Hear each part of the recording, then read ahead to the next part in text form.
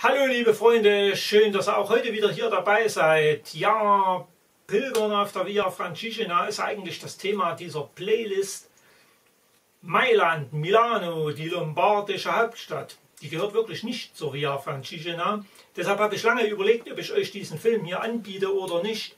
Aber ich finde diese Stadt dermaßen faszinierend und reizvoll. Und was die mit der Pilgerreise zu tun hat, ganz einfach. Ihr wisst, wir laufen jährlich ca. 200 Kilometer, weil einfach der Urlaub nicht länger reicht.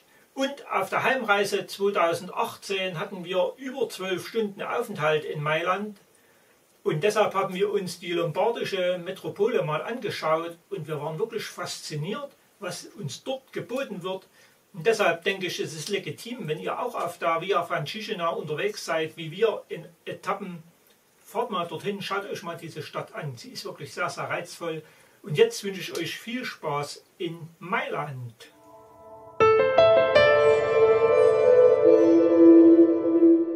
Nachdem ihr uns erneut über 200 Kilometer durch die Po-Ebene und dem ersten Randstück der Apenninen gefolgt seid, haben wir ja gemeinsam in Medesano den Zug in Richtung Mailand bestiegen. 200 Kilometer mit sehr viel Stille, Ruhe, Natur und teilweise Einsamkeit. Und nun rasen wir der lombardischen Metropole entgegen und werden dort reichlich 14 Stunden Aufenthalt haben. Unterwegs genießen wir jedoch noch einige uns bekannte Bilder. Hier überall sind wir durchgelaufen. Schön noch einmal zu sehen. Schließlich erreichen wir den Rand der Millionenstadt. Eine Italienerin unterwegs sprach über Mailand, es sei keine Stadt, sondern ein Grande Moloch. Lassen wir uns überraschen. Und schon ist die Fahrt zu Ende. Milano Centrale, also Mailand Hauptbahnhof. Dieser Bahnhof ist eine der wichtigsten Verkehrsknoten Europas. Die Architektur des Gebäudes gigantisch und dürfte wohl unter Architekten und Bauliebhabern manchen Streit auslösen. Es sind jede Menge verschiedene Baustile zu erkennen. Vor allem Mussolini soll stark eingegriffen haben, wollte er doch damit den vermeintlichen Glanz des faschistischen Regimes präsentieren. Doch wohin gehen? Was sollten wir in der verbleibenden Zeit anschauen? Die Stadt ist so riesengroß. Also zunächst einen Stadtplan gekauft. Wir orientieren uns und versuchen eine Route festzulegen. So begeben wir uns ins Gewühl der Großstadt, laufen Richtung Innenstadt und werden vom Leben auf der breiten Via Vittor Pisani fast erschlagen nach all der vorangegangenen Ruhe. Interessant finde ich in dieser gigantischen Metropole diese wie aus der Zeit gefallenen alten Straßenbahnen. Langsam nähern wir uns dem Altstadtkern und es beginnt richtig spannend und interessant zu werden. An jeder Ecke gibt es etwas anderes zu entdecken. Wir wissen gar nicht mehr, wo wir zuerst hinschauen oder hinlaufen sollen. Vorbei an der Scala, Mailands berühmten Theater, der Statue für Leonardo da Vinci.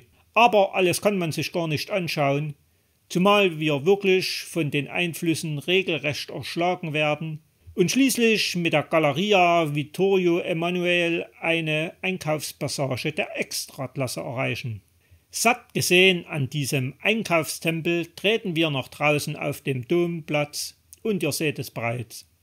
Der Mailänder Dom wartet auf uns. Bei diesem Anblick ist uns die sprichwörtliche Spucke weggeblieben. Dieser Dom ist ja eine der größten Kirchen der Welt. Und was soll ich bei diesen Bildern noch sagen? Hinein konnten wir leider nicht. Zutritt in kurzen Hosen ist nicht erwünscht und unsere langen Hosen sind im Rucksack und dieser im Schließfach am Bahnhof. Wer sich jedoch den Dom von innen und seinen ganz besonderen Seiten anschauen möchte, dem möchte ich den Kanal von Renata Limarsi wärmstens empfehlen. Sie zeigt nämlich ganz besondere Bilder dieses gigantischen Bauwerks. Wir kosten die besondere Atmosphäre des Domplatzes und die Freuden des Lebens, in diesem Fall das wunderbare italienische Eis in vollen Zügen aus und wissen gar nicht, wo wir zuerst hinschauen sollen.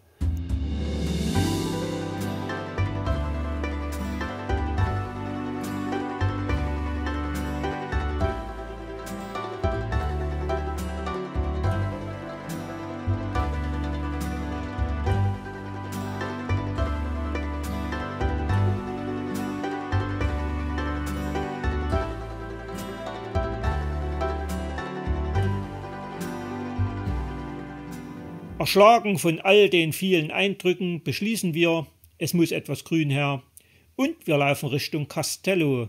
Dort soll es einen schönen großen Park geben. Wir müssen nicht weit gehen und uns grüßt die Fassade des Castello Sforzesco.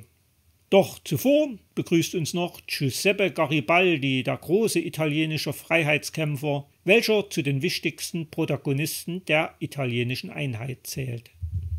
Dann stehen wir vor ihm, dem Castello Sforzesco, auf gut Deutsch das Mailänder Schloss, welches ab 1450 errichtet wurde und den Namen des Auftraggebers Francesco Sforza erhielt.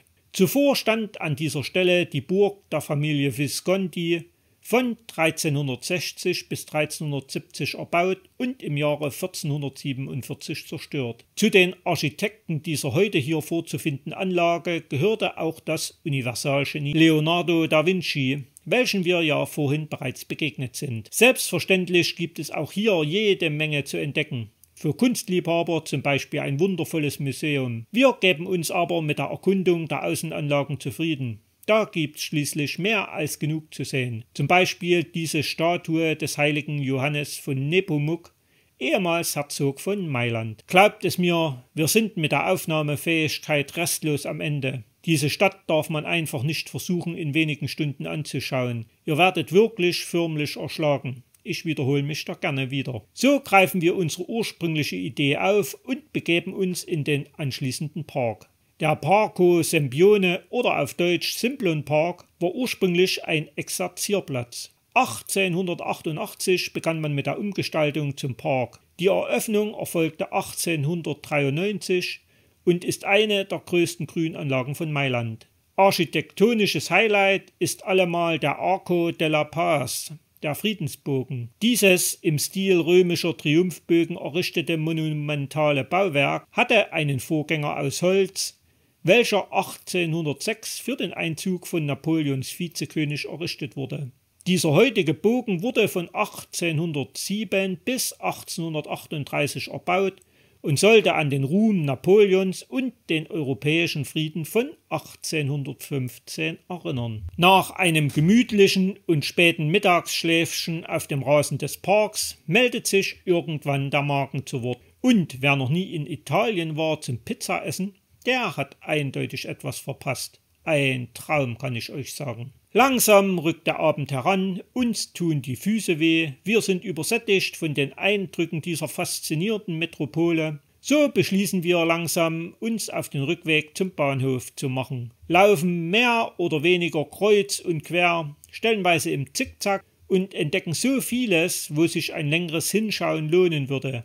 Egal ob Alt- oder Neubauten. Für diese spannende Stadt muss man sich wirklich viel mehr Zeit nehmen, als wir hatten. Schließlich erreichen wir den interessant gestalteten Bahnhofsvorplatz, begeben uns in den Bahnhof und stellen fest, die italienische Bahn ist eigentlich super pünktlich. Aber wenn sie Verspätung hat, dann richtig. In unserem Fall ganze 60 Minuten. Schauen wir uns eben noch ein wenig um und schließlich kommt doch unser Zug. Wir beziehen unser Schlafwagenabteil und es geht über Österreich zurück in Richtung Heimat. Ich hoffe, ihr hattet an unserem Stadtbummel in der Millionenmetropole Mailand euren Spaß.